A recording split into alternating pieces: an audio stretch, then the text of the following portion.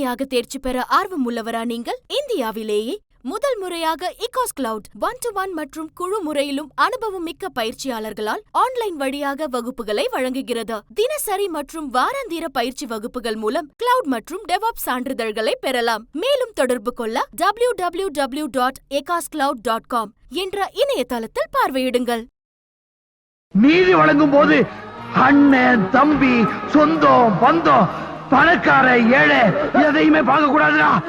நாயத்தை மட்டும் தான் சொல்லணும். அனைவருக்கும் வணக்கம். தமிழ்நாட்டை ஆளுகிற கட்சியும் ஆண்ட கட்சியும் கூட்டணி பேரங்களை பேசி கொண்டிருக்கிறது.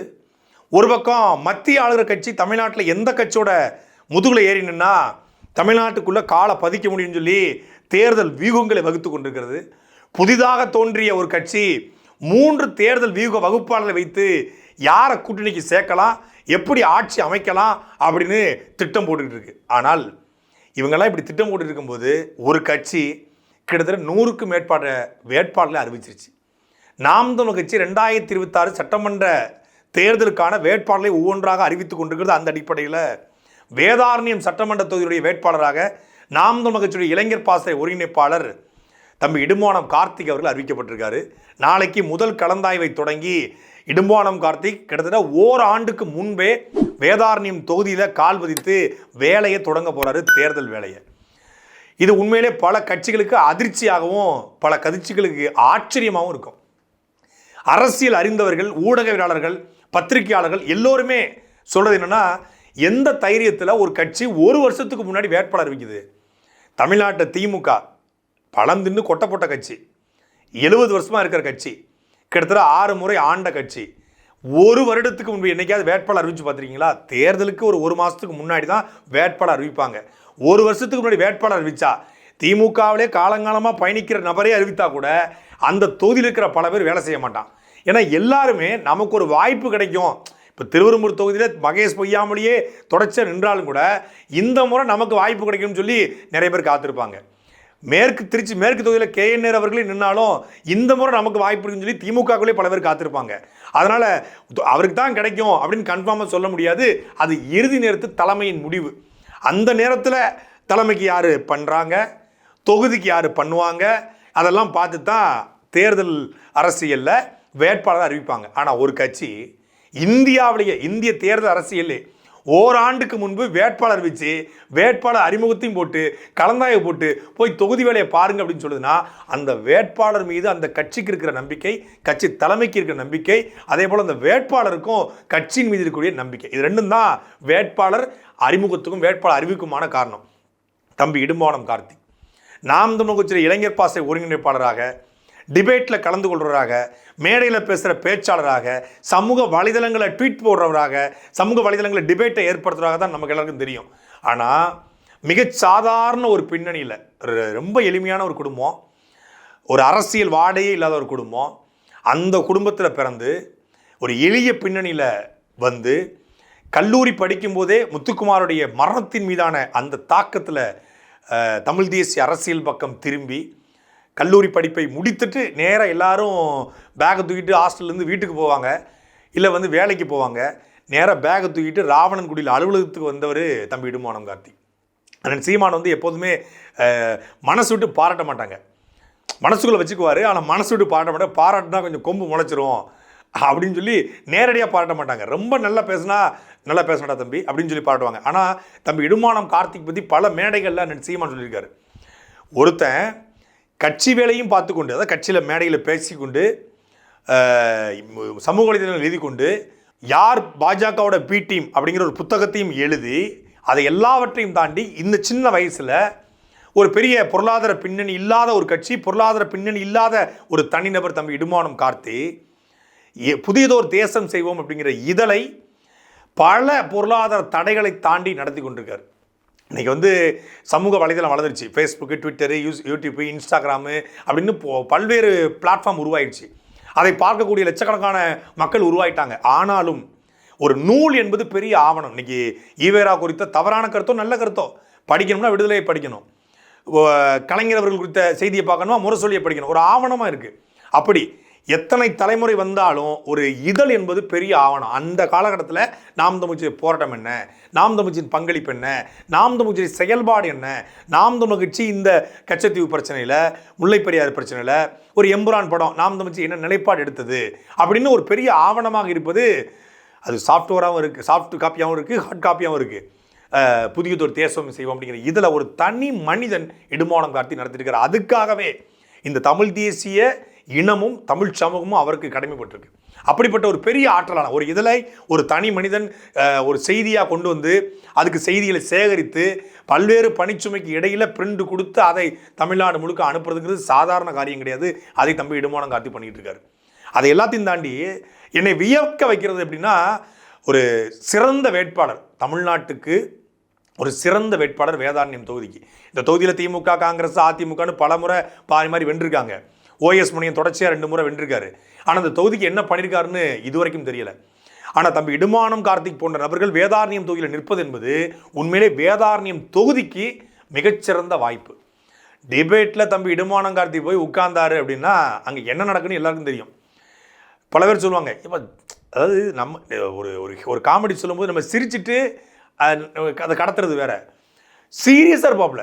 ஆனால் பயங்கர காமெடியாக இருக்கும், சீரியஸாக பேசுவாப்புல ஒரு விஷயத்த. அந்த மாதிரி ஒரு பயங்கர ஹியூமர் சென்ஸ் உண்டு, பயங்கர நக்கல் உண்டு. அந்த தரவுகள் அது கிட்டத்தட்ட இந்த 1920க்கு பிறகான தமிழ்நாட்டு அரசியல் குறித்த அத்தனை டேட்டாவும் ஆவணத்தோடு ஆதாரப்பூர்வமாக தம்பி இடுமானம் காட்டி சேகரித்து வச்சிருக்காப்புல. திராவிட அரசியலாக இருக்கட்டும், கியாபி விஸ்வநாதருடைய பங்களிப்பாக இருக்கட்டும், நெட்டமலை சீனிவாசன், அயோத்திதாச பண்டிதர், எந்த ரெஃபரன்ஸு எப்போ கேட்டாலும் ஃபிங்கர் டிப்ஸில் வச்சுருப்பான். அந்த அளவுக்கு தரவுகளை ஆதாரப்பூர்வமாக எல்லா நூல்களையும், அரசியல் சார்ந்த நூல்களை தவிர்த்து எந்த நூலையும் படிக்கிறது இல்லை. ஒரு தம்பி இது ஒரு நாவல் படிச்சிருக்கியா, அதெல்லாம் படிக்க மாட்டேன். தம்பி இந்த இது படிச்சிருக்கியா, அதெல்லாம் படிக்க மாட்டேன். ஒன்லி முழுக்க அரசியல் 100 விழுக்காடு 100% ஒரு பொலிட்டிக்கல் மெட்டீரியல் தம்பி இடுமானம் கார்த்தி. அந்த அளவுக்கு அரசியல் குறித்த தகவலை தேடி தேடி படிக்கக்கூடிய ஆள். டிபேட்டில் போய் உட்கார்ந்தாலே தரவுகளில், புள்ளி விவரங்களில் அவர்கள் எழுதிய புத்தகத்தை வைத்து அவன் செருப்படுத்த அவனே அடிக்கிற மாதிரி அடிப்பார்.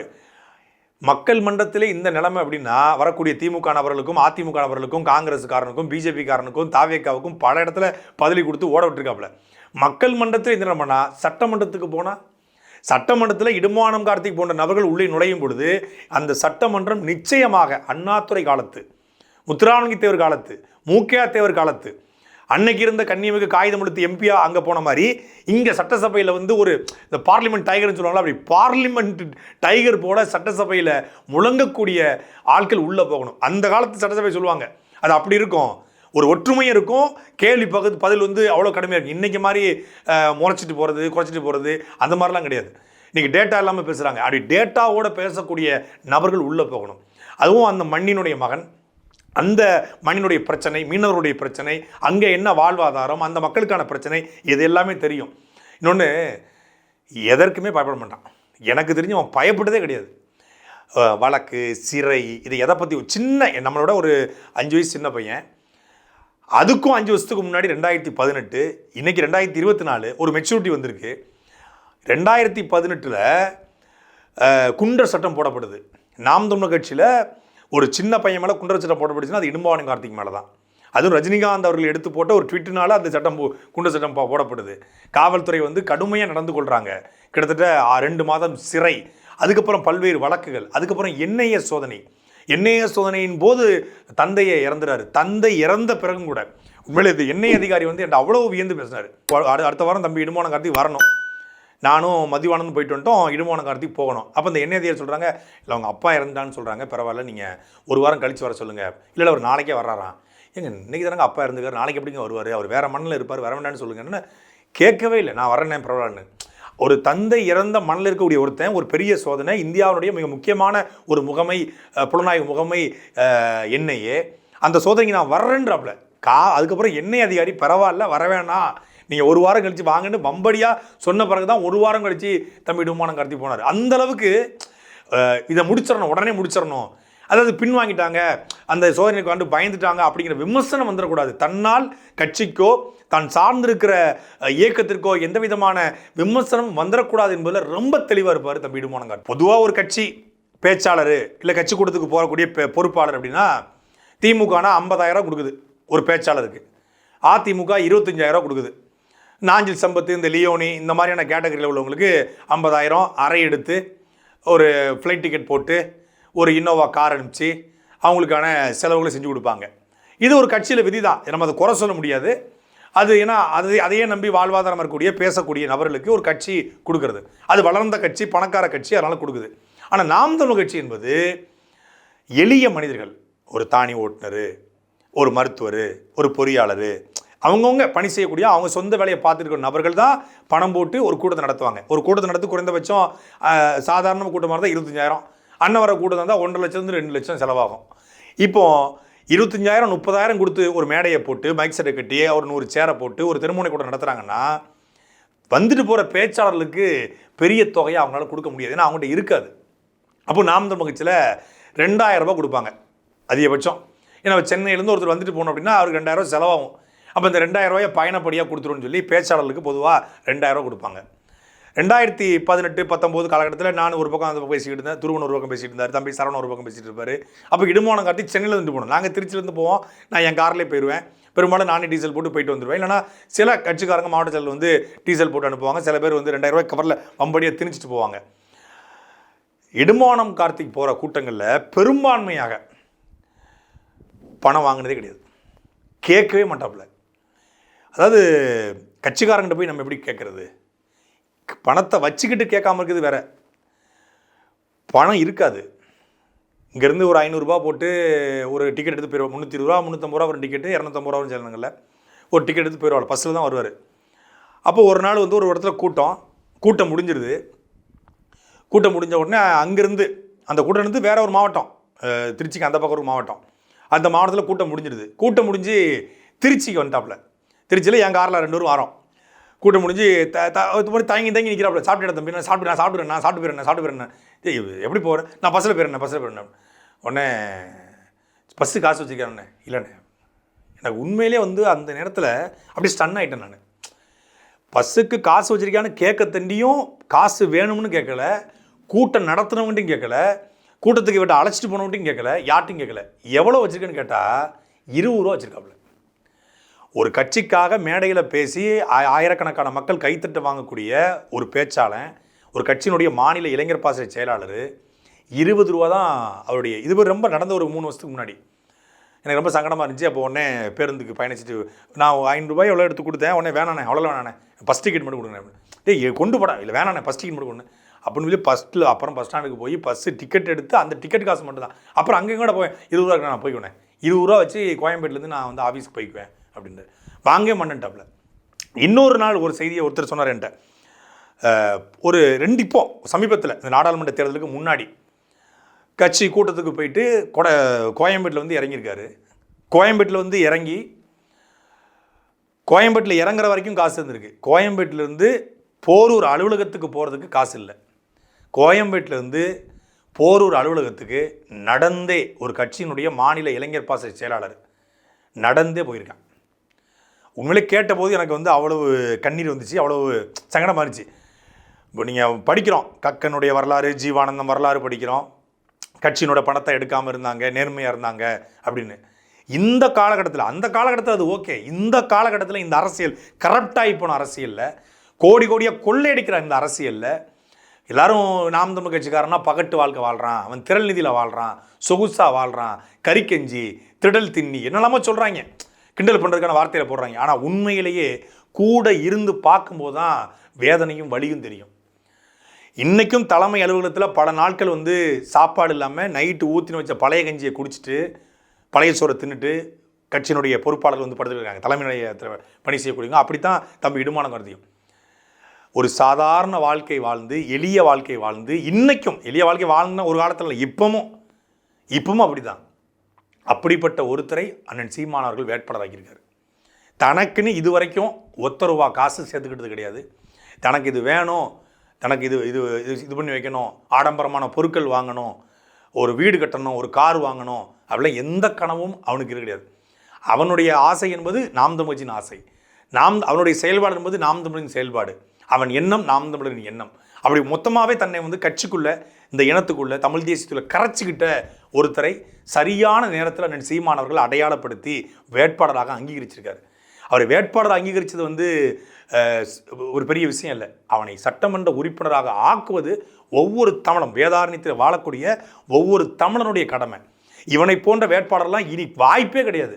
முழுமையாக பொது வாழ்க்கைக்கு, முழுமையாக சமூகத்துக்கு, முழுமையாக தமிழ் மொழி, இனம், பண்பாடு, கலாச்சாரத்துக்கு தன்னை அர்ப்பணித்துக் கொள்கிற நபர்கள் ரொம்ப ரொம்ப குறைவு. நீங்கள் நல்லவன் அரசியலுக்கு வரணும், இளைஞர்கள் அரசியலுக்கு வரணும், படித்தவன் அரசியலுக்கு வரணும் அப்படின்னு சொல்லிக்கிட்டு இருக்கிறோம். ஒரு நல்லவன், ஒரு படித்தவன், ஒரு இளைஞன் அரசியலுக்கு வந்து களத்தில் நின்று பல வழக்குகளை வாங்கி எண்ணெய சோதனையும் தாண்டி இந்த சமூகத்திற்காக மொத்தமாக அர்ப்பணித்திருக்கிற ஒருத்தரை வேதாரண்யம் தொகுதிக்கு அர்ப்பணிச்சிருக்காரு அண்ணன் சீமான். தம்பி இடுமானம் கார்த்திக் வேதாரண்யத்தில் பெறக்கூடிய ஒவ்வொரு வாக்குகளும் மதிப்பு மிகுந்த வாக்குகள். அது நேர்மையான, உண்மையான, எளிமையான, சாதாரண பின்னணிந்து வரக்கூடிய ஒவ்வொருவரையும் வலிமைப்படுத்தக்கூடிய வாக்குகள். அரசியலுக்கு நாமளும் போகலாம், நம்மளாலே வெல்ல முடியும் அப்படின்னு நம்பிக்கை கொடுக்கக்கூடிய வாக்குகள் அமையும். இடுமானம் கார்த்தியுடைய வெற்றி என்பது அது சாதாரண வெற்றி கிடையாது. அது ஒட்டுமொத்தமான எளிய பின்னணி கொண்ட வலிமையாக நிற்கக்கூடிய ஒவ்வொரு இளைஞனுடைய வெற்றியாக மாறும். அதை வேதாரண்ய மக்கள் நிச்சயமாக, ஏன்னா புலிகளுடைய மூச்சுக்காற்று உளவியமன், தலைவனுடைய புலித்தலைவனுடைய மூச்சுக்காற்று உளவியமன், புலி தலைவனுக்கும் இயக்கத்திற்கும் பல்வேறு உதவிகளை செய்து இன்னலை ஆட்பட்டாலும் பெறவாயில்லை என்று நின்ற மானத்தமிழ் மறவர்கள் வாழக்கூடிய மண் வேதாரண்ய மண். அந்த மண் ஏமாத்தாது. சாட்டை எடுத்து நாட்டை திருத்து, இளம் தலைமுறை தானே நீ